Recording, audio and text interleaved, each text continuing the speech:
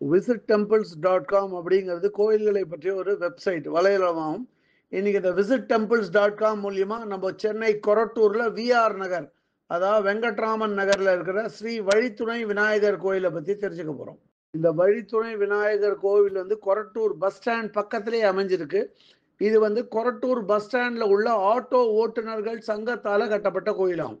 இந்த கோவிலுக்கு ராஜகோபுரமோ துவஜஸ்தம்பமோ கிடையாது, சின்ன கோவில் தான். ஆனா 2 நுழைவாயில் இருக்கு. இந்த கோயிலுக்கு வடக்கு நோக்கிய ஒரு நுழைவாயில் இருக்கு, அதே மாதிரி கிழக்கு நோக்கிய ஒரு நுழைவாயில் இருக்கு. ஸ்ரீ வழித்துணை விநாயகர் கோயில் ரொம்ப எளிய முறையில் ஆரம்பிக்கப்பட்ட கோயில். இது வந்து 1993ல இதை கட்ட ஆரம்பிச்சு 1995ல இதை கட்டி முடிச்சா. இந்த கோவிலுக்கு இது வரைக்கும் 3 கும்பாபிஷேகம் நடந்திருக்கு. முதல் கும்பாபிஷேகம் 1995ஆம் வருஷம் நடந்தது. 2வது கும்பாபிஷேகம் 2008வது வருஷம் நடந்தது. இப்போ 3வது கும்பாபிஷேகம் போன வருஷம், அதாவது 2024 நடந்தது. கிழக்கு நுழைவாயிலுக்கு மேல இருக்கிற கோபுரத்துல துர்க்கையம்மன் விக்கிரகம் காணப்படுறா. அதே மாதிரி வடக்கு நுழைவாயில் கோபுரத்துக்கு மேல கணபதி காணப்படுறார். கணபதி விக்கிரகத்தோட வள்ளி தேவசேனா சமேத சுப்பிரமணியரோட விக்கிரகமும் காணப்படுறது. அதுக்கடுத்து மேற்கு நுழைவாயில ஐயப்பன் அமர்ந்த கோலத்துல காணப்படுறார். வடக்கு நுழைவாயில் வழியா கோயிலுக்குள்ள நுழைஞ்சா தெற்கு நோக்கி, அதாவது மூலஸ்தானத்தை பார்த்த மாதிரி ஒரு நெய்வேதிய பீடம் மற்றும் ஒரு மூஞ்சூர் வாகனம் வச்சிருக்கா. ஸ்ரீ வழித்துணை விநாயகர் கோயிலோட மூலஸ்தானத்துல மூலவரான ஸ்ரீ வழித்துணை விநாயகர் வடக்கு நோக்கி ஒரு பீடத்தின் மேல அமர்ந்த கோலத்துல காணப்படுறார். அவருக்கு கீழே இதுக்கு முன்னாடி இருந்த மூலவரோட விக்கிரகம் வச்சிருக்கான்.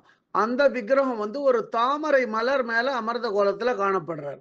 2 விநாயகருமே வடக்கு நோக்கி காணப்படுறார். இந்த கோவில் சின்னதா இருந்தாலும் கோயிலுக்குள்ளேயே பிரதட்சணமா பக்தர்கள் வலம் வரலாம். அப்படி பிரதட்சணம் வலம் வந்தா கிழக்கு நோக்கிய ஒரு சன்னதியில ஸ்ரீ கல்யாண துர்கை நின்ற கோலத்துல காணப்படுறா. இந்த கல்யாண துர்கையை வந்து வழிபட்டா திருமணம் ஆகாதவர்களுக்கு திருமண தடை நீங்கி விரைவில் கல்யாணம் ஆகும்னு நம்பப்படுறது. அதே மாதிரி இந்த கோவில்ல வடக்கு நோக்கிய ஒரு சன்னதி இருக்கு. வடக்கு நோக்கிய சன்னதியில ஸ்ரீ சுப்பிரமணியர் வள்ளி தேவசேனாவோட காணப்படுறார். இவரோட விக்கிரகங்கள் பார்க்கறதுக்கு அவ்வளவு தெய்வீகமா இருக்கு. இந்த கோயில்ல இருக்கிற மற்றொரு சிறப்பான சன்னதி என்னன்னா, கிழக்கு நோக்கி அமைய பெற்ற ஸ்ரீ ஐயப்ப சுவாமியோட சன்னதி. ஐயப்ப சுவாமி கிழக்கு நோக்கி அமர்ந்த கோலத்துல காணப்படுறார். இந்த கோவிலோட ஐயப்ப சுவாமி சன்னதிக்கு ஒரு தனி சிறப்பு இருக்கு. அதாவது தமிழ் கார்த்திகை மாசத்துல சபரிமலைக்கு போகும் பக்தர்கள் இந்த கோவில்ல இருக்கிற ஐயப்பன் சன்னதிக்கு வந்து விரதம் மேற்கொண்டு மாலை போட்டுக்கிறது வழக்கமா இருக்கு. இந்த கோவில்ல நவகிரக சன்னதியை பிரமாதமா வடிவமைச்சிருக்கா. அது எப்படின்னு பார்த்தா, ஒரு தாமரை பூ மேல நவகிரக சன்னதியை வச்சிருக்கா. அதை வந்து பக்தர்கள் வலம் வரும் வசதியும் இருக்கு. இந்த கோவிலை அவ வடிவமைச்சிருக்க விதம் வந்து பாராட்டியே தீரணும். இருக்கிற இடத்துல வந்து அவ வந்து உத்தரத்துல கூட வந்து பல நிறங்கள்ல வர்ணங்கள் தீட்டி பார்க்க ரொம்ப கண்கவரும் விதமா வந்து அதை அமைச்சிருக்கான். கோவிலுக்குள்ளேயே சின்னதா ஒரு மடப்பள்ளி இருக்கு. வழித்துணை விநாயகர் கோவில் கொரட்டூர் வந்து கொரட்டூர் பஸ் ஸ்டாண்ட் பக்கத்துல இருக்கிற ஆட்டோ ஓட்டுநர்கள் சங்கத்துல கட்டப்பட்ட கோவில். இதுல வந்து திரு துளசிங்கம் அவரோட பங்கு பெரும் பங்காகும். அவரோட மொபைல் நம்பர் 9382183590.